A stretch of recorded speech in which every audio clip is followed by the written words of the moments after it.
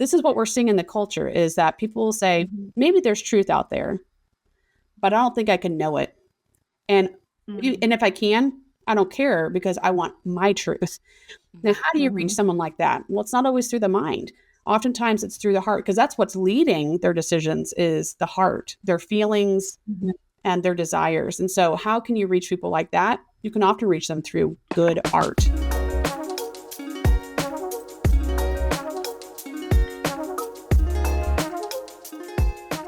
Hey everyone, welcome to Clarity Over Chaos, the podcast brought to you by Women in Apologetics, where we cut through the noise of culture to help teen girls and young women build a confident Christian worldview. Awesome. Hey everybody, welcome to this week's episode of Clarity Over Chaos. Cassie, I don't know about you, but here in Louisiana, we are finally getting our fall weather. We're in the middle of October right now, and it feels amazing. How does it feel up in Washington? A little too seasonably cold, honestly. It's already cold? Yes, wow. It was like 48 the other day, and the whole state was like, what happened? No. So, yeah, and it started raining, and it's a little bit early this year, not too far off from the normal, but yeah, it's been pretty cold. So I actually sat by a roaring fire this morning to read a book to do my quiet time because that sounds wonderful. It was that cold. But that sounds so cozy. I bet you had your cup of tea, your signature cup of tea with you. Absolutely. What tea were you drinking this morning? I drink the same one every morning. It's a super caffeinated, minty flavored tea. And it's my favorite. It's called pomegranate mojito. Because it's just, it's got a little bit of fruit, a little bit of mint. It's really good. Yeah. So how about you? How's the weather there? Perfectly lovely. It's in like the 70s every day, which is enough to give us kind of like a little chill because we've been in the hundreds, it feels like, for 6 months. So it feels wonderful. And down here, it's like we have parishes instead of counties. So we have like all our parish fairs. It feels very fall with the pumpkins and the fairs. And we even have in our neighboring town a wooden boat festival. So people who build wooden boats come down the river. It's so fun. It's so cool to go walk around and see the craftsmanship. So that's this weekend. That's like tomorrow. So it's just, I love this month. I love October. I love the vibes. It feels wonderful. Yes. Yeah. We have some of that. Our state fair has to be earlier toward the last week of August through September so that it's dry and warm still. Yes. But yes, I love all that too. Well, I am so excited to get into our episode and our interview today because we have just the most amazing guest. I can't wait for all of you guys to hear her. Today we have Rachel Shockey, just a dear friend. And 8 years ago, Rachel and I were two young ladies who had a dream to hopefully start a ministry for women in apologetics. And here we are 8 years later with WIA as a growing ministry. And we just had our 8th annual conference. And I still am humbled and amazed every day that I know Rachel and that we're friends and that we get to do ministry together with our team and with all of you. And it's just the best. So I can't wait for you guys to hear from Rachel today because she has a particular set of skills, particular interesting interests that we're going to talk about today. So about Rachel, she is a Christian apologist and the president and co-founder of Women in Apologetics. And she is just an incredibly talented artist. You'll be able to see some of her art in the background today. She has created pieces that point to God's truth and beauty. And she and her husband, Ben, live in Nashville with two of the cutest dogs, cutest, fluffiest, sweetest, snuggliest dogs that I love. And their names are Rosie Cotton and Samwise Gamgee. So for you Lord of the Rings fans, that should ring familiar to you guys. So Rachel, please join us today. We are so excited to talk to you. How are you doing? Doing well. Yes, they are very fluffy. Yeah, which just means that they get very dirty too. So they're so cute. Rachel, speaking of Lord of the Rings, so I'm pretty sure I've talked about this on this podcast before. I love trivia. I love going to trivia nights. Literally next Tuesday night is a Lord of the Rings themed trivia in our town. And I wish you were here, Rachel. I know we would get first if you were here. Yeah, we would win that prize. We would totally. I will try to make you proud. I'm genuinely planning on, it'll be like books and movie, trivia. So I'm going to restart the movies tonight, extended editions, obviously. And we'll do a watch through between now and Tuesday, which, this is a great way to start this podcast, by the way. Talking about exactly. Tolkien. Just saying. Exactly. We love it. We're nerds. We love Tolkien. We love all things British and artistic and beautiful. And so, yeah. And Lord of the Rings feels like fall to me. So I'm like, I did not need an excuse to rewatch the trilogy, but now I have one. So there's a part of Lord of the Rings that I really underestimated as far as the actual layers of beauty go in Lord of the Rings. What is the name of the language the elves speak? Do you know, Rachel? I can't remember. Well, you're talking about the ancient language? Yeah. Yeah. Well, there's different language. I think it's just called Elvish, basically. Okay. I'm sure more knowledgeable people would actually be able to, more nerdy people would be able to tell you the specific thing. But yeah, I think it's just considered Elvish. Yeah. Okay, because we have one beautifully talented woman in our book club who speaks it fluently. Oh wow. And she takes all of her sermon notes in it, and that it looks beautiful. Like just the script and the way that she writes. And she wrote out the Lord's Prayer for my daughter in it. And I was like, this is so beautiful. I want to so read pretty. it. Years ago, my sister's oldest would send me letters written in Dwarvish. Because the alphabet is at the back. If you have the big edition with all the appendices in the back, which you should, if you don't, you should. And at the back it has like all of the alphabet for all the different languages. And so he would write me letters in Dwarvish, and of course would have to use the key at the back of it to figure out what it was. But I always imagine that the dwarves are like the Germans, basically, where they're like their language is like rough and everything, and because they're writing the way that he wrote their alphabet, basically, or the style, essentially, it looks like very like rough. Anyway, it's just very funny. Whereas the elf is just very beautiful. That is next level, actually becoming fluent both in the language verbally and written. That's unbelievable. It's incredible. How took her. I don't know, but it's incredible. And I love hearing her talk about it because she just lights up and loves it. And it's so fun to talk to her about it. But anyway, people that can do that. Yes. And I feel like people that can do that are probably really good at learning languages in general. Yeah, that's impressive. And it is real language. Tolkien was a philologist. Is that what that's called? That's right. Someone who creates languages, and it's an actual... It literally means system. A lover of languages. Yes. Yeah. Well, he created the languages first, and then he built the world for them. I think that's right. Which is correct. Really interesting. To have that passion and then find an outlet for it in that way, which is kind of what we're going to talk about today. Yes. So, Rachel, share with us about how your love of art began. How did that start? Just really born into it. Artistic family. Mom was artistic. Her brothers were artistic grandmother. So just, learned to love to create. And I was given free space to do that and plenty of art materials. So yeah, it started at a young age. For a lot of people who are in the arts, it usually starts at a young age. Yeah, I think that's so cool. So you never went to art school. You were truly like self-taught, right? Mm-hmm. Yeah. So I only went to one art school, and that was when I was in 5th grade. I tested for a local college. They have it's an art and design college in Ohio. And I did like a whole day testing thing where we had to draw various things in the room for several hours. And then they assessed our drawing, and then we either got like a free scholarship to go and do something for a term. And if we finished that, then you could get like a scholarship to college or something later on. And I just, I gave up after like 5 weeks because we were doing potato stamps. I was like, oh, this is a waste of my time. Oh no. You know what I mean? Like, yeah, I'm like in 5th grade. I'm like, oh, potato stamps. Anyway, it's just fun. Elementary. Yeah. No, but no, we did some other cool things, but that was my only like professional, so to speak, time studying art. But once I started, my mother pulled all of us out, my siblings and I out, when I was going to 6th grade. The others they're older than me.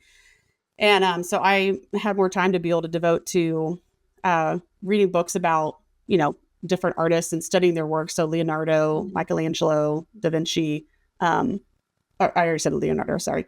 Vincent van Gogh, like others, I would study their work, but I really loved the Renaissance artists and would try to emulate what they did and study their, how they did hands and other things like that. And so I would read those, I would practice all the time.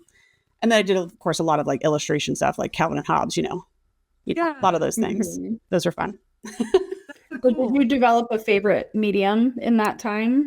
When I was younger, I loved doing basically alcohol markers. So like what you do for like comic books, because I loved doing comic books for a long time. So I did a lot of that stuff, like the graphic, type thing.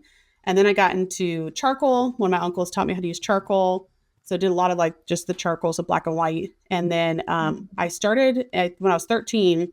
I can't remember how I got started in it, but I started painting with oils and I like never looked back. It was, Wow. they're so fun to work with. And a lot of people don't like them because they take forever to dry, but I like it because they take forever to dry because you can manipulate it and like move things around and like blend things really well. And the color and the luster is just beautiful. But then I would say over the past, I'd say 6 years, I've really grown to love watercolor as well because you can do kind of similar things that you can with oil, but it does dry quickly, but you can rework it. You can put water back into it and rework it a little bit. So yeah, I'd say I love to do oils and watercolor the most now. That's and oils, the Renaissance is really when that started being developed, right? Yeah. Yeah. That's cool. And I'm not like so much into oils where I'm making my own oil paint yet. Like I'm not that level. Oh gosh. Like grinding it, like adding oil things. Yeah. Yeah. Or That's intense. stripping my own canvases and, all the things. No. Ooh. No, that's crazy. Well, I think that's really cool, especially for our listeners who some of them might be interested in going to school or college for art, but some might just be self-taught or just simply have a passion for it and don't plan to pursue art professionally. This episode and your knowledge, Rachel's really for anybody who has an interest in art or who wants to pursue art or artistic mediums or graphic design, which you also do amazingly. You do digital art and that kind of stuff and web design. Rachel can do it all and has done it all, in my opinion. So, but also, of course, you love art. You love Christian apologetics. Of course, that's why we're here. That's what we're talking about. So tell us, how did your love for apologetics begin? And then we'll eventually get into how you kind of have merged those two together. Yeah. I would say that, well, I didn't, like a lot of people, I didn't know that apologetics was a field. I didn't know what it was until I was in my 20s when I was at studying abroad. But I would say that I started to reap the benefits of apologetics through my pastor's wife when I was in high school, when I was struggling, went through 3 years of intense doubt from the time I was 13 all the way through 15. I was struggling with depression, thoughts of suicide, like a lot of kids do, struggling with their identity, struggling with the evil that had been done to me, the evil I saw in the world, and why would a good God allow it? That was the biggest thing that really was my crutch, really, or I should say, the stumbling block, I should say, for my faith. And my pastor's wife noticed that and committed, when I was about 15, she committed to mentor me for a year. And she would take me out every single week. We would sit for an hour, whether it was at McDonald's or at the park, wherever. And she'd just let me ask questions and we'd talk about things and she'd help answer things. And we really did some deep dives into why does a good God allow evil? And she wasn't necessarily an apologist, and she probably didn't even know that's what she was doing, but she was really answering those questions. But it was also someone taking the time to actually recognize I was in pain and that I needed help. That was really powerful. So that was my first, I would say, foray into apologetics, because she definitely was doing that. But it wasn't until I went to university, studied abroad at Oxford, and was inundated with questions all the time about my faith, and just, I came up with against all these arguments. Then I was like, okay, I know God is real because I've seen him work in my life. I know that God is good, but I don't know how to answer all these other questions. And to kind of go back, because you had asked if I had studied art, I chose a different art form, which was literature. So these are all the arts, right? Because we're going to be talking about all the arts in general today.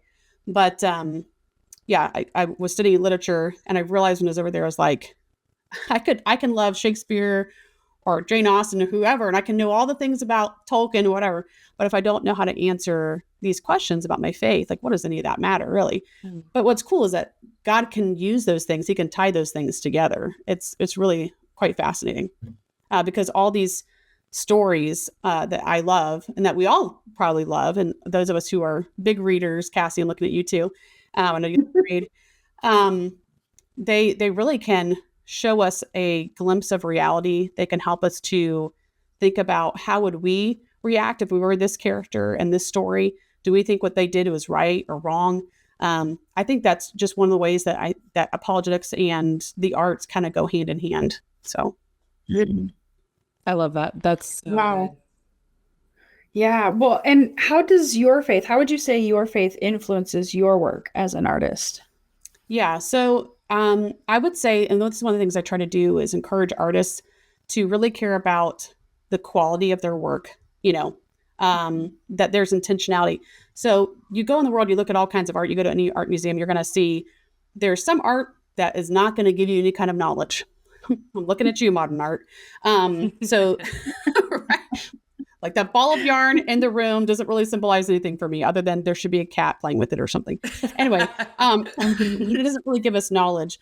And so some art, though, you can definitely see that there's intentionality, right? Like there's a scene being played out or there's a message being conveyed. Whether or not you actually pick up on the message that the artist intended is a whole nother thing. But you can at least look at art and study it. And now I'm specifically talking about visual arts, but you can do the same thing with plays, right? You can do the same thing with the Nutcracker. They don't say anything. It's music and dance, but there's definitely some intentionality there. You can gain knowledge from these things. And so all that to say, as an artist, you should care more about the art form first.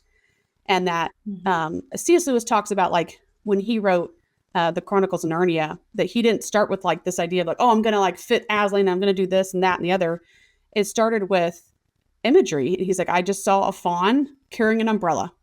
And he's like, and it all, my worldview, his Christian worldview couldn't help but bubble up from there. And I love that term that he uses, bubble up, because that's what happens when you're in, as an artist, when you're in the art, whether you're writing a book, a play, creating, visual art or music even, you're thinking about those melodious sounds or the cacophonous sounds and the kind of emotions that those things will stir up in somebody and the thoughts that it might stir up in someone.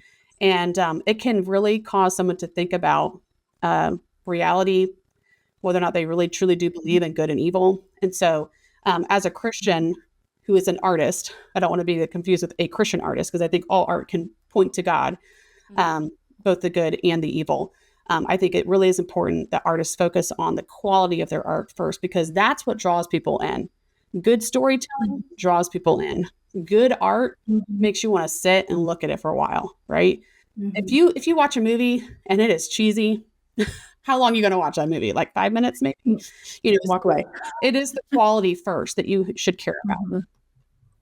I love that you brought that up, because that makes me think of two different examples recently. First being my daughter, she read through all the Chronicles of Narnia last summer. And I remember she was actually going through The Lion, the Witch, and the Wardrobe. And I noticed she had walked away from it. She hadn't been reading, and that was abnormal for her not to read for a couple days. And so I asked her what was up, and it was Aslan had died, and she couldn't handle it emotionally. So she walked away for a little while to deal with this idea of Aslan dying, and what does that mean, and what's going to happen. It's the emotions that it evoked in her because of the quality of the writing and the message he was conveying. She literally had to put it down and walk away at 9 years old. That was getting through to her. And so it just really brought home to me the power of really the quality art like that, like you were saying. And then when it's too forced, like I think about, sorry, I hate to use an example, but like there's some bad Christian movies out there. And I'm like, when it's forced, walls go up. Yeah. People are not as receptive. And, but man, if you produce something that just like really captures you, first of all, for all those youth listening, it's like, this is what we're seeing in the culture, is that people will say, maybe there's truth out there, but I don't think I can know it. And, and if I can, I don't care, because I want my truth. Now, how do you reach someone like that? Well, it's not always through the mind. Oftentimes it's through the heart, because that's what's leading their decisions, is the heart, their feelings and their desires. And so how can you reach people like that? You can often reach them through good art, good storytelling too. Yeah. Yes. Yeah. She was actually mad at me a little bit for not warning her about that part, but I wanted her to experience it, and she did. Yeah. But the other example I think of is Rembrandt, the story have you read Van Gogh Has a Broken Heart? Russ Ramsey's. I've heard of it, but I have not read it yet. My sister's reading it right now. It's phenomenal, just like the first one was. But he tells the story of Rembrandt and how when he was very young and just starting out and trying to perfect his art, he painted this image of Simeon in the temple. And Simeon and the people are very small, and the temple is big and grand, and the lighting is beautiful, and it's clear he's trying to highlight his talent here. But then at the end of his life, after he'd gone through so much loss and a lot of awful things, he paints Simeon again, and it's just Simeon holding the baby Jesus and cradling him with this dark background, nothing else. There's like a little bit of a shadow of a person because he didn't get to finish it before he died. But it's clear that the focus for him as an artist has changed. And he's not only perfected his artwork, but he's now putting his heart into it more. He's less focused on being famous and more focused on where his heart is and the message he's trying to convey. And it's really, really touching to see the difference. So I love that example. Love that example. If you've been impacted by Clarity Over Chaos or any of the resources that Women in Apologetics provides, would you consider partnering with us through a monthly gift? Your support helps us continue this vital work and reach even more individuals with the tools they need to stand firm in their faith.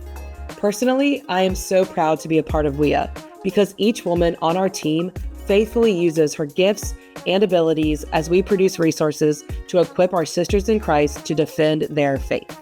You can help support this mission of ours by getting started with a monthly gift at womeninapologetics.com/donate. When we either read or watch or see a painting of something that is grand and dramatic or beautiful, it does awaken those desires in us, which, C.S. Lewis talks about. If we have this desire for something big and something grand regarding our lives, or even regarding what happens after we live, our longing for heaven, that should make us think. It should make us think about, why do we desire meaning? If according to an atheistic or a naturalistic worldview, if we're just clumps of cells floating through a dark and indifferent universe, there is no meaning, there is no real beauty. But none of us live like that. We all know there is real beauty and real truth, and we want to matter. And we know that there are really good things and there are really bad things, and we want our lives to be significant. And I think good art in its various forms, bring that up in our hearts. Like, it bubbles up out of us, right? Like you had mentioned. And I like, Rachel, that you mentioned earlier about the difference between Christian art and Christians who create art. And I think sometimes we maybe get into conversations or debates about, how do we think of art that is not produced by Christians, but maybe it is still beautiful and reflective, or has Christian themes, or talks about things in scripture. I think, throughout thousands of years of history, you have a lot of spiritually themed art, perhaps not created by Christians. And that even goes on today. So how do you think through that, separating the art from the artist? Yeah, I think it goes back to what you were just saying about that, basically what C.S. Lewis says, like, that moral law is written on our hearts, right? That we were made for another world, that we desire that. And I think that moral law, where Jesus said, or God says, basically he's put all his things in the world, right? He's written it on our hearts. He's put these things in the world for us to know that he is real and that he exists. But obviously we exchange the truth for a lie. The scripture says. So we desire those things. We all desire objective beauty, I believe, even if we consciously or subconsciously know that we desire that. I mean, you look at the culture right now, they desire justice. Now, they may look at how to get there very differently than how we would biblically, but they do desire justice. And people do want goodness in their life, even if they reject the idea of there's good and evil, right and wrong. That we don't live that way. Like you said, Jade, we don't live that way. So I think the reason why you can see beautiful pieces produced by non-Christians is simply because of that, because we were made in the image of God. Cassie, I think you mentioned this in a conversation we were having earlier. We have been given a communicable attribute of God, which is to create. Now, we can't create out of nothing like God, right? He's the ultimate creator and artist, but we can create with what he's given us. And I think that we have desire to do that. We can imagine. I think it was Melissa Kane Travis recently in our Voices of WIA episode at our conference recently. She said something about, she gave the example of David and Nathaniel. And I was like, I love this example. I actually use this in my thesis because, he uses a story to touch his heart, David's heart, about, his own sin. And God does that, throughout scripture, but he also can do that in our own lives. Like he can use art to touch our hearts about our own sin. And I think the reason why we see beautiful art out there produced by non-Christians, you look at Michelangelo, he was by no means a Christian. A lot of people were, especially in the Renaissance, they were paid to by the churches or, whoever to create this art. They usually would sneak in their own things into the art. If you guys aren't already aware of that, I don't know if people who are listening who may have studied this, but they sneak their own little things into the art. And so like from their own worldview. But yes, I think generally speaking, it's that moral law written on our hearts, that desire to connect with the objective beauty in the world. Yeah, that's really good. Wow. I really love that. It makes me think too of J. Warner Wallace's book, Cold Case Christianity, when he talks about investigating Christianity and how he realized that Jesus is the most portrayed person in all of art, in all of history. That just everywhere he looked, there were people, even like you said, non-believers depicting Jesus in different ways. And even if it wasn't, even if it was to mock Jesus, it's still happening and it's still drawing attention to Jesus. And it still makes us wonder why. What is it about Jesus that is attracting these artists? But then, J. Warner Wallace in his own right is kind of an artist. He's drawing this out in the book as well. And so how would you say, as a Christian artist, how can Christian artists, similar to that, how can they use their work to glorify God or even teach others about him? Yeah. Well, I would say don't just focus on the good themes. You can focus on the bad themes too, because one of the best ways to highlight the good is to contrast it with the bad.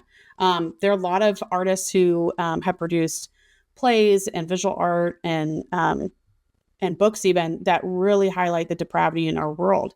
And I think that's really important today because we've lost an idea of what sin is. We've lost an idea of that we really are depraved, that there's no good people, really, that we're all, as one of my professors used to say, we're all Auschwitz enabled, like that we have the ability to do great evil. Wow. And so I think it's really important that we highlight both of those things in the art that we produce. Obviously, we want to focus on the beautiful art, right? And that's the stuff that people collect, is the beautiful art. That's the stuff they want to put in their homes. But I think it's really important that we convey all of it, all of the human experience, because that is when people come face to face with reality. That's when they really start to consider their own depravity. Let me give you an example of this. So there is a famous polyptych, which is a three-part panel that's really huge. It's an 18-foot panel.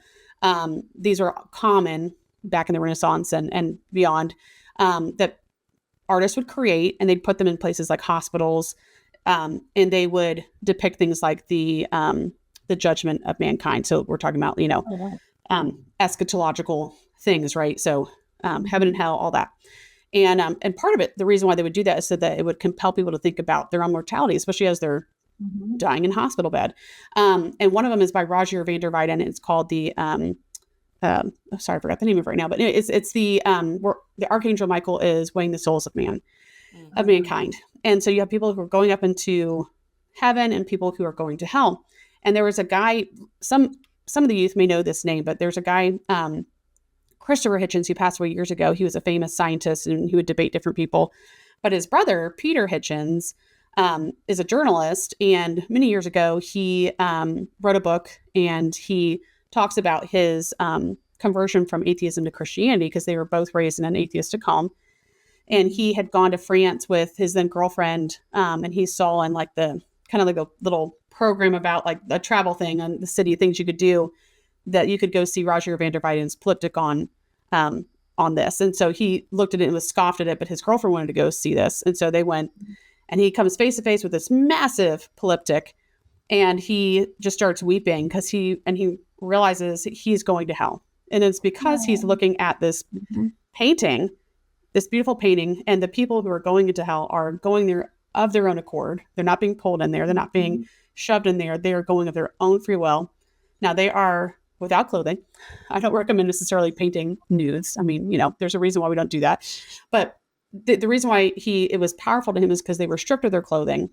So they're stripped of their time and their place, right? So it could be anybody from any time, any culture. Good. And he just saw himself and his friends in that group of people.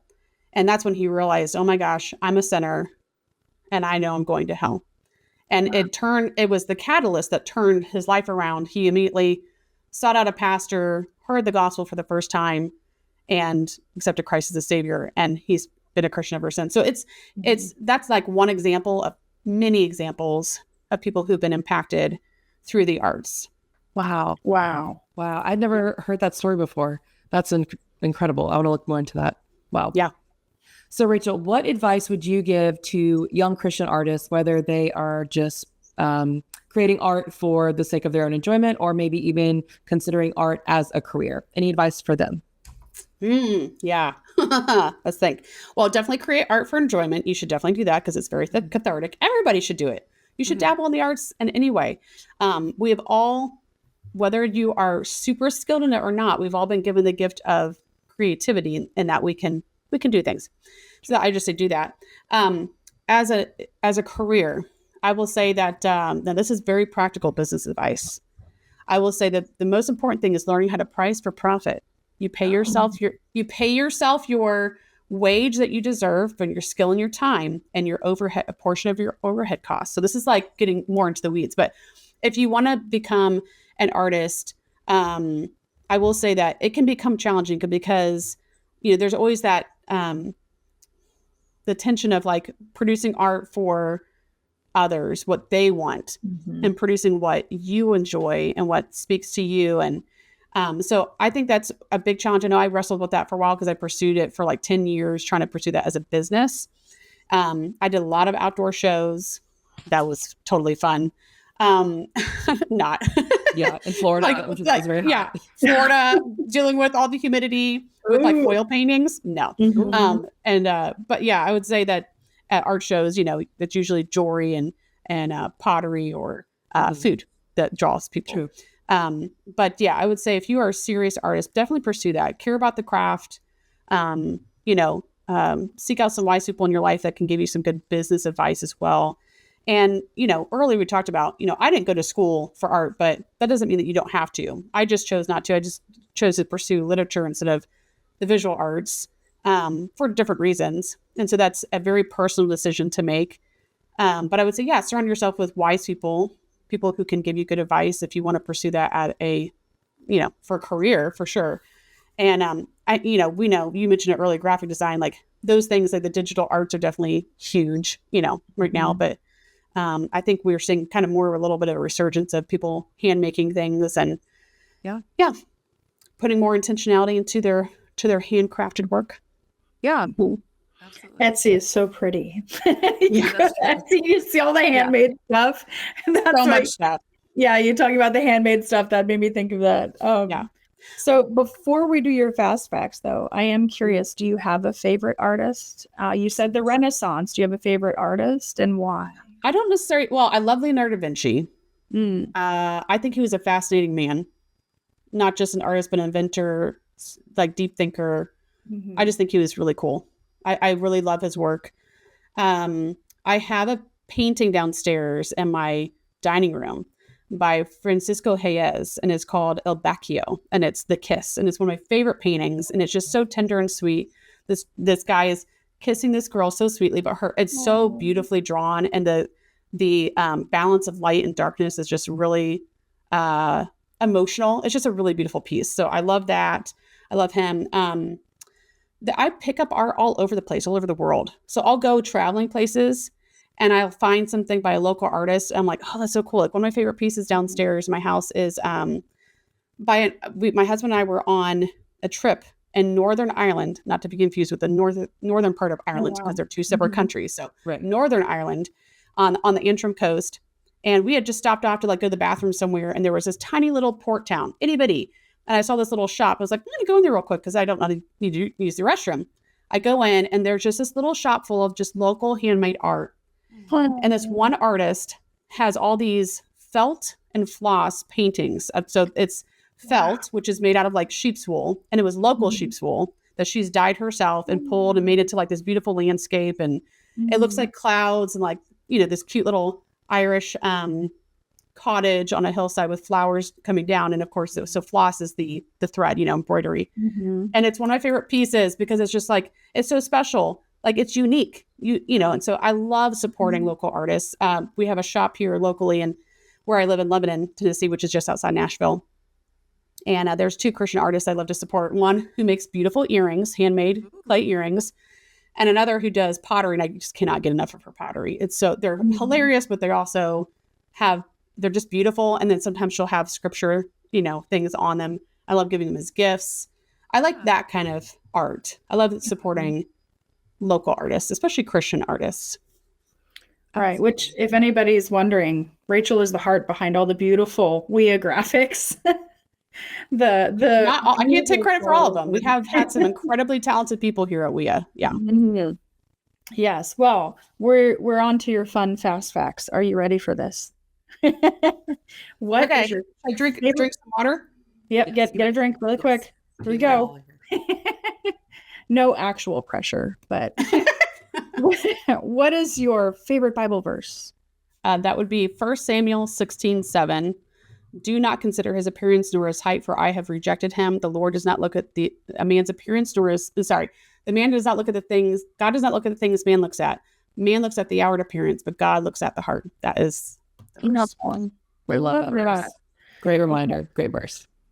Okay, what about something a little less spiritual, but maybe a little spiritual? Your favorite dessert? Mm-hmm.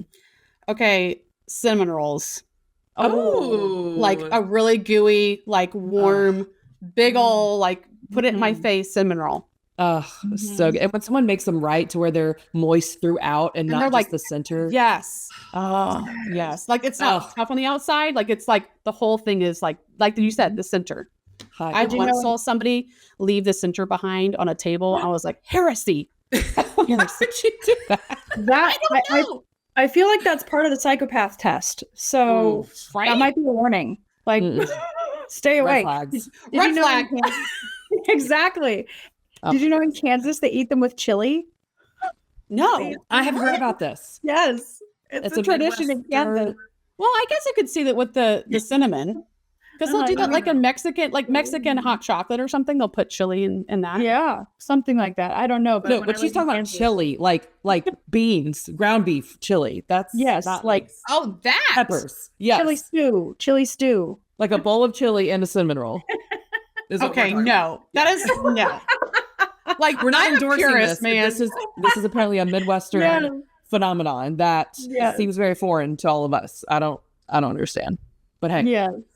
That's hilarious to learn. Yes. So the last one, what is something that makes you laugh? Something you really enjoy? Okay.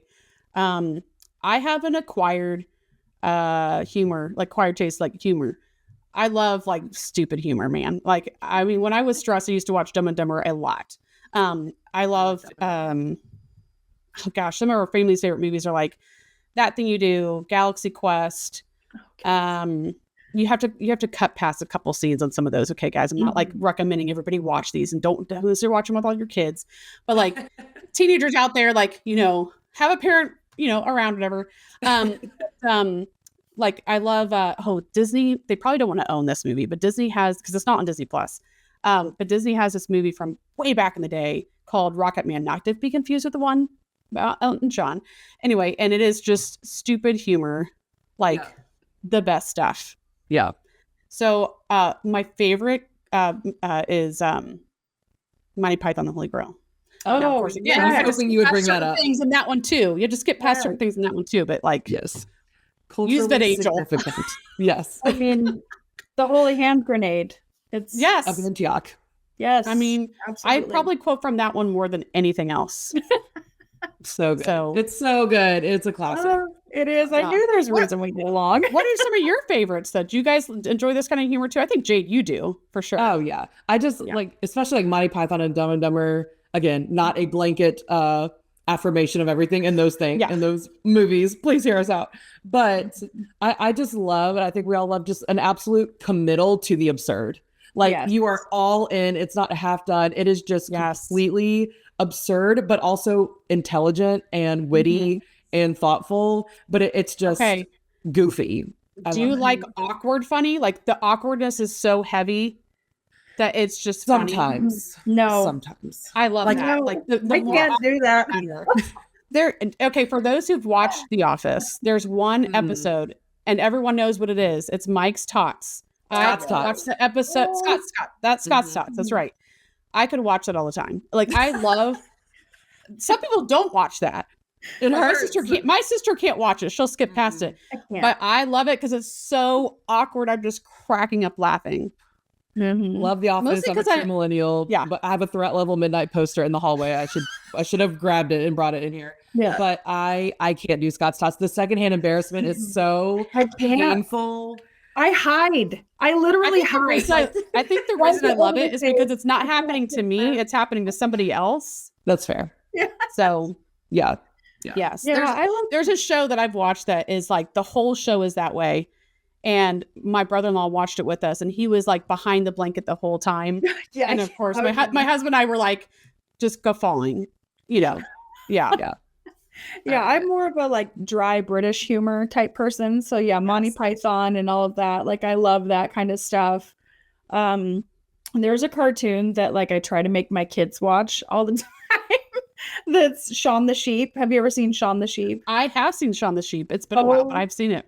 My goodness. I laugh more at Shaun the Sheep than my kids do, I think. Nice. It's just so, and yeah, I spent a lot of time in England. So that British humor, I actually really appreciate a lot of it. I love British humor. Yes. That's awesome. Well, we all do love to laugh. And like Rachel, I love laughing with you in particular because we both we just get very tickled. I've said this before, but Jade has an infectious laugh. So like I've told people before, when you're around Jade, it's like you can't help but laugh because first of all, her stories are hilarious. And of course, when she's laughing, you want to laugh too. So well, that is very kind. Thank you. My laughs are weird, guys. Like my nieces and nephews make fun of my laugh because it takes different forms. And they're like, that was like a stupid laugh or whatever. I'm like, okay. Hey, or too loud, you know. No such thing as a laugh that's too loud. I will stand on that for sure. I probably like break people's eardrums, burst their eardrums, but it's worth it. A hearty, like what's better than a hearty laugh? Come on, you want a genuine laugh. Yes, I love it. That's right. I love baby laughs, those deep belly laughs where they're like just when kids just totally abandon it. It's all is lost. They just can't help but laugh, and it's that deep belly laugh. It's the best, and it's never quiet. Yes, we used one of my brothers and I used to love to compete to see if we could get my mother to pee her pants because she would often do that when she was so diabolical. So funny. Oh my god! Like yes, did it again. You know, poor mom. Prayers for Rachel's mom. Oh my god. Yeah, she's made it through, man. She's in her 70s. She's lasted. So bless her heart. Do you still do that? That's the real question. Yeah. But my husband joins in too. Yeah. My husband is the plucky comic relief in our family. He is. And like, is very funny. Yeah. He and I are both total goofballs. Not a lot of people know this about like us, but if you spend enough time around us, you know. I mean, Jade knows. But yeah, total goofballs. And Ben, my husband, he's one of those people where he comes up with stuff so fast. Mm-hmm. Yeah, Ben is really quick. He is really witty. Yeah. But he also steals my jokes. Hey. Yeah. No. He doesn't cite his source, people. Oh no. What? There's no footnote? Jokes. Plagiarism. Yes. Hey, look, and in this life, in this world, if you don't have a sense of humor, you're not going to make it. The word says a cheerful heart is good medicine. And we all stamp that, affirm that you've got to laugh and laugh at yourself. That's the best. I love laughing at myself. Thank you for bringing us back full circle. Wait, say it again. Yeah, I said thank you for bringing us back full circle. Oh, hey, I try. Look, working with teenagers, you've got to figure out a way back every time. Like I am my own worst enemy of derailing myself. The teenagers don't derail me. I derail myself because I can't resist chasing the rabbits and telling a story. But like it's all in good fun. It's all good. You know what I'm saying? Well, ladies, this has been amazing. Rachel, thank you so much for joining us. Cassie, thank you for being here. As always, I love getting to talk with y'all, and I hope this conversation was a blessing. And thank you so much for tuning in. Rachel, if someone wants to see your art or find you or reach out about artsy things, where could they reach out to you at? Sure. Well, they can go to my website, which is Rachel Shockey. That's hockey with an S. Okay. Shockey. If you know how to spell hockey. Studio.com. So it's RachelShockeyStudio.com. Amazing. Well, thank you, Rachel. You guys are the absolute best. Love you both so much. And for everyone else, we love you guys as well. And we will see you next time.